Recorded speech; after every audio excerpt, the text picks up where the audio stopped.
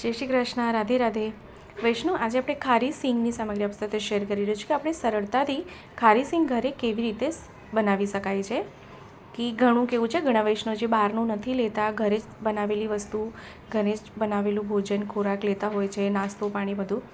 કે આપણે બહારગામ ક્યારે સફરમાં જતા હોય ત્યારે આવો સૂકો નાસ્તો કે સિંગ ચણાને એવું આપણને આવડતું હોય તો આપણે ઘરેથી સિદ્ધ કરીને લઈ જઈ શકીએ. તો જેના માટે શું કર્યું, એક કટોરી મેં સિંગ લીધી છે. સિંગ આપ કોઈ બી લઈ શકો છો, એવું નથી કોઈ સ્પેશિયલ સિંગ આવે છે ખારી સિંગ માટે, પણ બને તો ફ્રેશ સિંગ હોય તો વધારે સારી.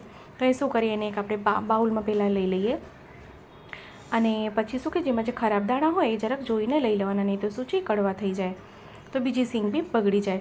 તો હવે સિંગ ડૂબી જાય, સિંગ પલળે એટલું જલ આપણે એમાં પધરાવી દેવાનું છે અને થોડુંક વ્યવસ્થિત જલ પધરાવવાનું કે સિંગ સરખી રીતે એમાં પલળે. તો બધાને પોતપોતાની રીત હોય છે, મારી રીત આપ સાથે શેર કરી રહી છું. તો આમાં છે ને અડધી ચમચી આપણે મીઠું પધરાવી દઈશું અને આપણે એને 5 થી 6 કલાક પલાળવા માટે મૂકી દેવાનું છે. ખાલી આપણે એને કેળવીને નથી લેવાનું, આપણે એને પલાળવાનું છે, કારણ કે અંદર સુધી જ પલળી જશે તો સિંગ પોચી થશે. તો આવી રીતે આપણે શું કરીએ, હવે એને ઢાંકીને 5 થી 6 કલાક સાઈડ પર આપણે મૂકી દઈએ. તો વૈષ્ણવ, અગર ચેનલ પર નવા છો તો ચેનલને સબસ્ક્રાઈબ કરશો, બેલ આઇકોન હિટ કરશો કે જેથી જ્યારે બી કોઈ સરળ, સુંદર અને તરત થઈ જાય એવી સામગ્રીનો વિડીયો મૂકું તો આપ સુધી નોટિફિકેશન આવી જાય. તો વૈષ્ણવ, આપણે જોઈ શકો છો સિંગ પ્રમાણમાં ડબલ થઈ ગઈ છે, એકદમ ફૂલી ગઈ છે. હવે આપણે એને કોટનના કપડા પર લઈ લઈએ, જેનાથી શું છે સિંગ તરત કાઢીને આપણે શેકવાની નથી, એને આપણે કોટનના કપડા પર લેવાની છે, જેથી શું છે કે જેનું ઉપર જે મોઇશ્ચરનો ભાગ છે, જે જલનો ભાગ છે એ બધું શોષાઈ જાય. આપણે એને ઉપરથી ખાલી કોરી કરવાની છે, અંદરથી નહીં, સુકાવવાની નથી, પંખાની નીચે અથવા તો તડકામાં એને સુકાવવાની નથી આપણે. તો આપ જોઈ શકો છો ઉપરથી બધું મોઇશ્ચર આમાં નીકળી ગયું છે.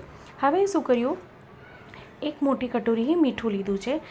જો આપ પાસે રેતી હોય તો વધારે સારું, પણ આજકાલ શું છે કે રેતી બહુ જલ્દી મળતી નથી, પણ રેતી હોય તો વધારે સારું. પણ જો રેતી ન હોય તો આપણે મીઠાનો ઉપયોગ કરી શકાય. તો અહીં મોટી કટોરી મીઠું લીધું, પણ મીઠુંને પહેલાં સરખી રીતે શેકી લેવાનું છે, એટલે ગરમ કરી લેવાનું છે. મીઠું સરખું ગરમ થઈ જાય પછી આપણે એમાં એક મુઠ્ઠી સિંગ પધરાવવાની. પહેલાં સિંગમાં મીઠું પહેલાં બધું ચોંટી જશે, કારણ કે સિંગ ભીની છે એટલા માટે. તો આપણે ધીરે ધીરે એને ચલાવતા રહીએ. હા, ગેસની ફ્લેમને મીડિયમ રાખવાની, ધીમી બી નહીં અને હાઈ બી નહીં, મીડિયમ. કારણ કે જો હાઈ રાખશું તો ઉપરના ફોતરા બધા બળી જશે અને સિંગ અંદરથી કાચી રહેશે, અને જો ધીમી રાખશું તો સુંદર શેકાશે નહીં, એટલે મીડિયમ ફ્લેમ રાખવાની, જેથી સુંદર સિંગ શેકાઈ જાય. તો આપણે જોઈ શકો છો સિંગ ફૂટી રહી છે. તો આવી રીતે એને સતત ચલાવતા રહેવાનું, સતત ચલાવતા રહે તો બધી બાજુ બધી સિંગ સરખી રીતે શેકાઈ જાય. તો વૈષ્ણવ, વિડીયો ગમે તો વિડીયોને લાઈક જરૂરથી કરશો. કમેન્ટ બોક્સમાં કમેન્ટ કરીને જણાવશો કે આપને વિડીયો કેવો લાગ્યો છે. વૈષ્ણવ, મેં આપ સાથે ધાણી, અત્યારે તો ખેલના દિવસો ચાલુ થઈ ગયા છે, તો આપણે ધાણી કેવી રીતે ફોડાય એ મેં શેર કર્યું છે. એ છતાં જો આપને ન ખબર હોય તો મને કમેન્ટ બોક્સમાં ચોક્કસથી જણાવશો. ફરીથી આપ સાથે એક નવી ટેકનિક સાથે વિડીયો શેર કરીશ. તો આપણે જોઈ શકો છો સિંગ બધી શેકાઈ ગઈ છે. તો આવી રીતે આપણે ઝારાથી બધી સિંગ અહીંયા કાઢી લઈએ. તો આપણે જોઈ શકો છો એનો રંગ એકદમ બહાર જેવી સિંગ થઈ છે. વૈષ્ણવ, ખૂબ સરળ થઈ ગઈ છે આ સિંગ. આપણે જોઈ શકો ફોતરા સુંદર નીકળી જાય છે ઉપરથી, એકદમ સુંદર શેકાઈ ગઈ છે આ. તો વૈષ્ણવ, આપ બી આ રીત ટ્રાય કરો, આપ બી આવી રીતે સિદ્ધ કરો અને મને કમેન્ટ બોક્સમાં કમેન્ટ કરીને જણાવો કે આ વિડીયો આપને કેવો લાગ્યો છે.